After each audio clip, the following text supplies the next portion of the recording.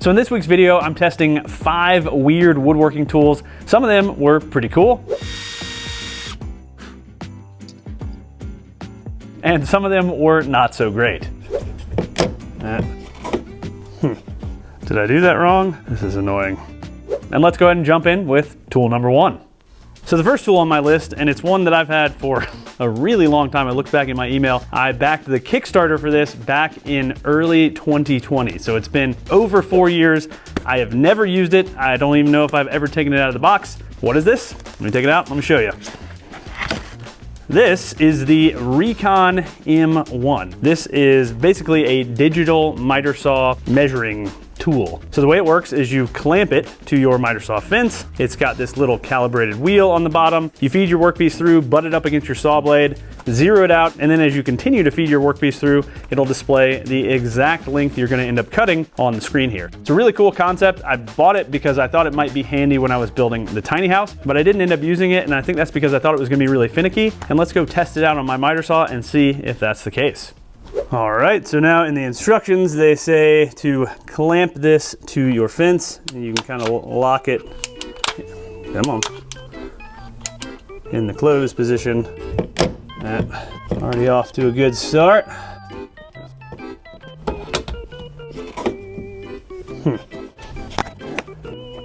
Well, that's not great. Is that gonna stay? I don't think that's gonna stay. So I actually don't even think this is gonna work on this miter saw. So thankfully, I have another miter saw. So let's set that up. Okay, take 2. Let's see if it works with this saw. That's better. It's so new, it still has this little plastic protector film. Satisfying. All right, so let's turn it on. Power button there. And take your test piece and feed it through. As you can see, that number starts to go up. So then you're supposed to butt it up against the blade, I'm assuming the teeth of the blade. Then you, okay, so now it's 0 to the blade. And so now, when I feed it through, it's telling me the length of the piece. So let's cut one at 6 inches. Moment of truth. It's not 6 inches, so did I do that wrong? Let's try this again. Butt it up against the blade. Something is wrong here. I guess let's look at the instructions. I guess you have to calibrate it first with this 6-foot board. That's annoying. Sliding a board through like that at any length is gonna be a pain. Calibration done. So I have to program in the blade width too. Jeez, thought this thing figured that out on its own. Great. 0.095. This is annoying. Let's try this again. We take our board. We butt it up to the blade. We 0 it. So now it's already at 330 seconds, which is the kerf, I guess. Okay, let's go to 6 inches again. See, this is the trouble, is having to slide it really perfectly through. There we are at 6 inches. Make our cut. So that seems to be exactly 6 inches. But let's talk about this. So does this work as advertised? Yes. Am I going to be using it? Probably not. And that's because it's just kind of a pain to use. And I kind of immediately figured out that would be the case when I started messing around with this thing. Because imagine if you had a 5 or 6 foot long piece to cut. Trying to feed your board through perfectly smoothly. Rarely are these miter saw platforms perfectly smooth. And then what if you want to make repetitive cuts? Then you've got to perfectly try to get this thing exactly in position every time. And that just seems like it's gonna be a pain, where instead, let me show you what I do. I take something like a speed square, put it in place, measure out the distance I might need, and then clamp it down. Then you have a rock solid stop block. You can make repeatable cuts over and over again. You don't have to try to slide your piece through perfectly and hope that this digital gauge is gonna be correct repeatedly. I think this is definitely a fun gadget, but I think what would be a lot more useful would be some sort of digital measuring gauge that would work with a stop block system. And I know those exist. Typically they're extremely expensive, and I would love to see that kind of thing implemented so I could add it to my miter saw station here, and then I would actually get some use out of it. Before we move to the next tool, let's take a second to talk about the sponsor of this week's video, Soundcore, and their Boom 2 Plus outdoor Bluetooth speaker. So I've been using the Boom 2 Plus for a few weeks now, and I gotta say, I am pretty impressed. And that's because the speaker is just really fun to listen to. It's got a ton of bass thanks to its dual 4.5-inch woofers. Needs more bass. but the sound isn't muddled when things get bassy, since the Boom 2 Plus also features 2 tweeters. And in case you don't know that much about speaker specs, it basically means this thing has great sound clarity and a lot more power than your typical Bluetooth speaker. The battery life on this speaker is also insane at 20 hours, and it also acts as a power bank. Another really cool thing about this speaker is that it's IPX7 waterproof and it floats. And this means I'll be bringing this thing with me while I'm down at the lake this summer without stressing about ruining it with water. As you can see, this integrated handle makes it very easy to carry, and it has an optional strap in case your hands are full. Definitely one of the most fun things about the Boom 2 Plus are the built-in lights. And this is great for all of those late night dance parties, and I know my kids especially love the lights on this thing. To top it all off, you can deep dive into the Boom 2 Plus's controls using the Soundcore app, where you can adjust things like the EQ, light colors, and more. Best of all, the Boom 2 Plus comes in at only $249, making it an excellent value in the kind of outdoor Bluetooth speaker category. So if you're interested in purchasing a Boom 2 Plus for yourself, check out the link in the video description below. Thanks again to Soundcore for sponsoring this week's video. And now let's move on to the next weird woodworking tool. So the next weird tool on the list, and yet another tool I have never actually used, is this guy right here. This is the Amana plug planer. And this is maybe not that weird, it's just really, really specialized. And I first saw this on Instagram on Bevelish Creations. Go check him out, he does some awesome work, but it's a really cool idea for a pretty common problem. So I'm sure most of you guys have used plugs in your work before. It's a great way to hide things like screws or other hardware. You can use a plug cutter to create the plugs out of either the same kind of wood that you're trying to hide the screws on, or a contrasting wood for a little bit of an extra flair.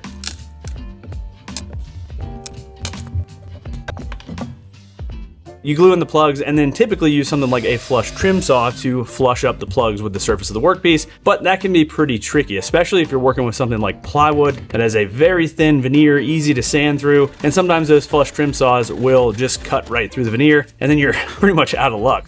But I think this is maybe an even better option if you do a lot of work with these kind of plugs. So basically how this thing works is it is spring loaded. It's got a little bit in the middle, kind of like a Forstner bit. You sit this on your workpiece, you push it down, the Forstner bit flush trims the plug, and you're pretty much good to go with maybe a little bit of sanding work. Or at least that's how it's supposed to work. I've never really used this thing. I did a few little test plugs just to set the depth because that's something you'll definitely want to do. I would always err on the side of leaving the plug a little bit proud of the surface, and then you can hit it with sanding. So let's go ahead and try it out. One problem I already know I'm gonna have is that this plug planer only works with plugs that are protruding from your workpiece a maximum of 5 millimeters. And I know these are all a little bit higher than that. So came up with one easy solution though. I grabbed a couple of these little plastic shims.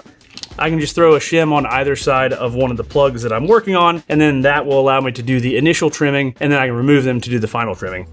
All right, so this thing is centered on the plug. I'm holding this plastic base firmly in place because otherwise I think it'll jump all around. And let's just start slow. All right, so that's the kind of initial trim done. Repeat the same process.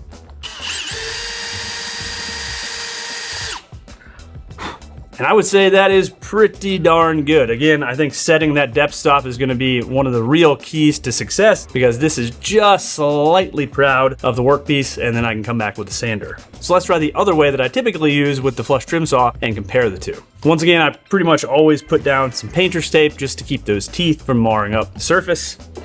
And this is far from the fanciest flush trim saw, but hey, it works. And there you have it. So pretty much almost an identical result. Let's hit them with a little sanding real quick just to see how they look in more of a finished product.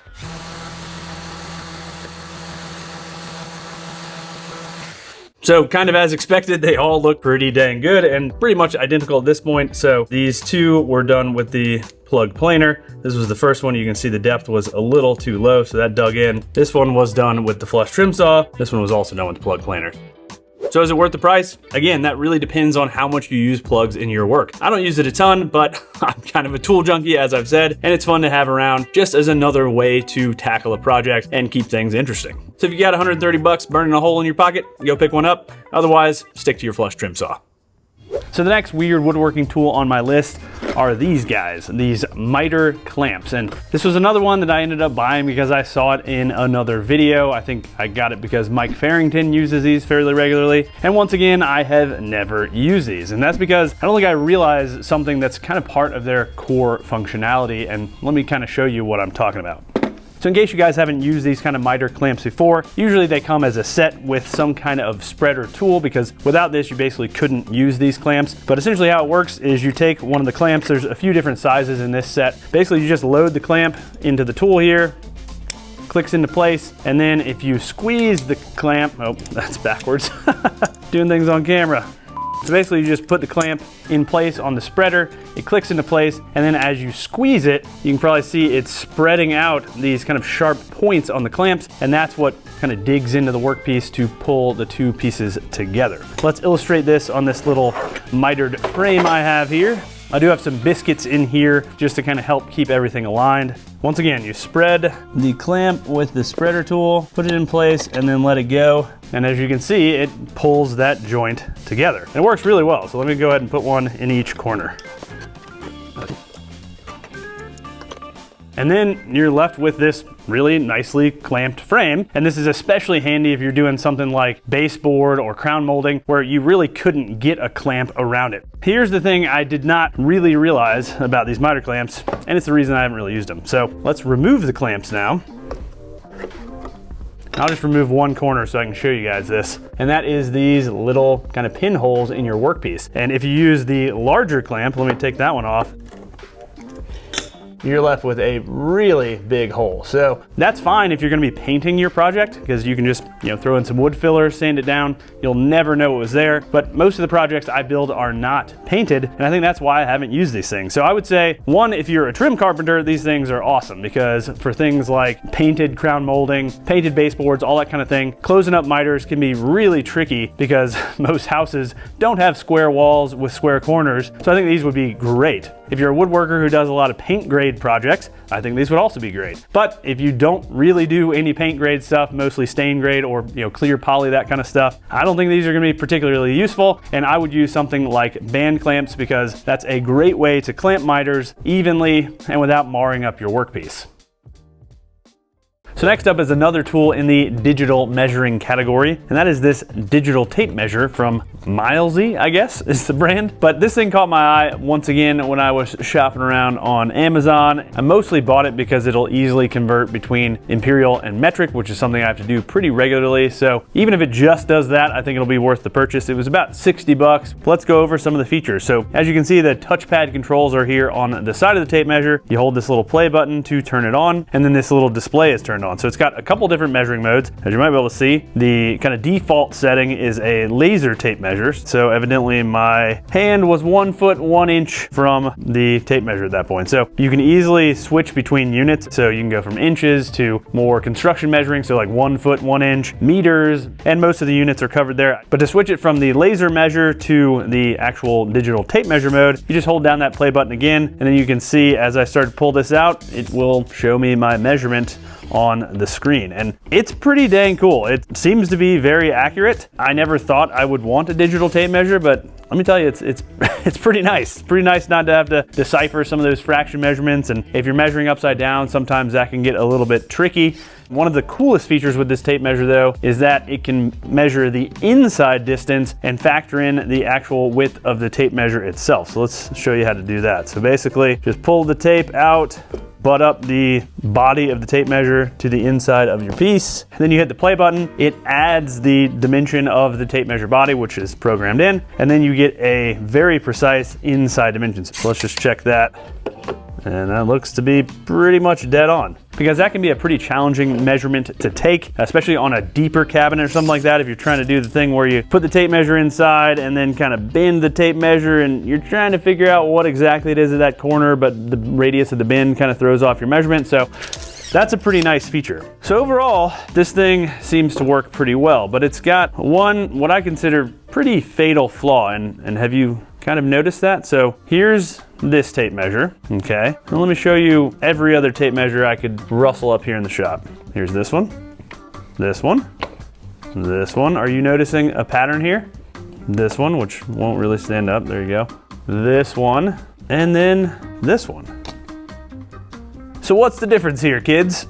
Yes, the pocket clip is on the wrong side. So I don't know if that's a deal breaker for you guys, but it might be for me. Now, if I'm using it on a workbench, that would be fine. And that's probably where I'm gonna end up using this thing. This isn't gonna be like a job site style tape measure. One other feature I really wish this thing had would be the ability to rotate the orientation of the display, because no matter how you're measuring, it's always going to be facing in this direction. It'd be really cool if it had some sort of sensor in there that would sense what orientation it was in and rotate the screen to match.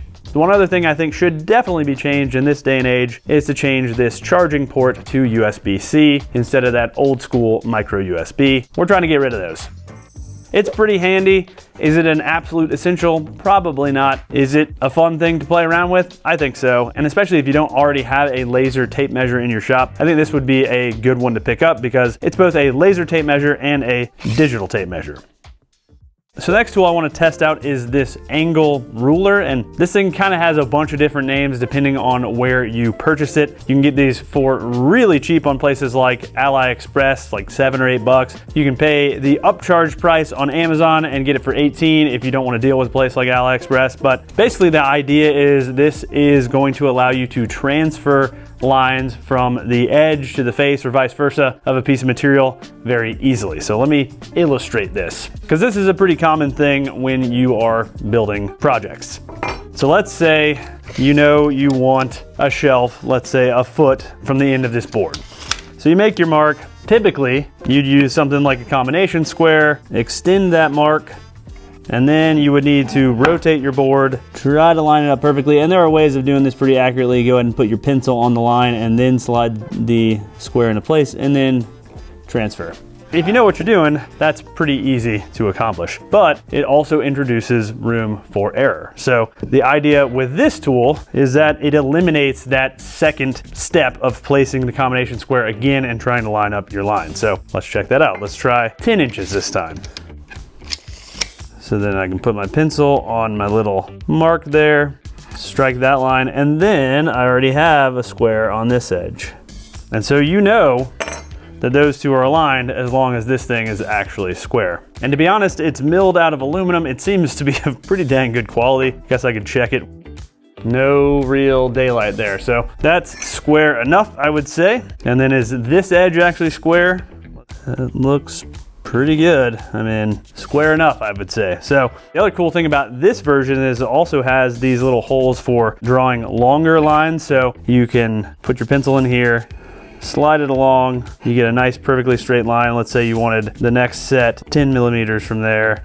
So that's a pretty nice feature to have as well. So is this a tool you'll use on every project? Probably not. I think you could probably get away with having different combination squares and making those work. But if you're looking for another kind of measuring and layout tool to add to your repertoire, I think this is a pretty good option.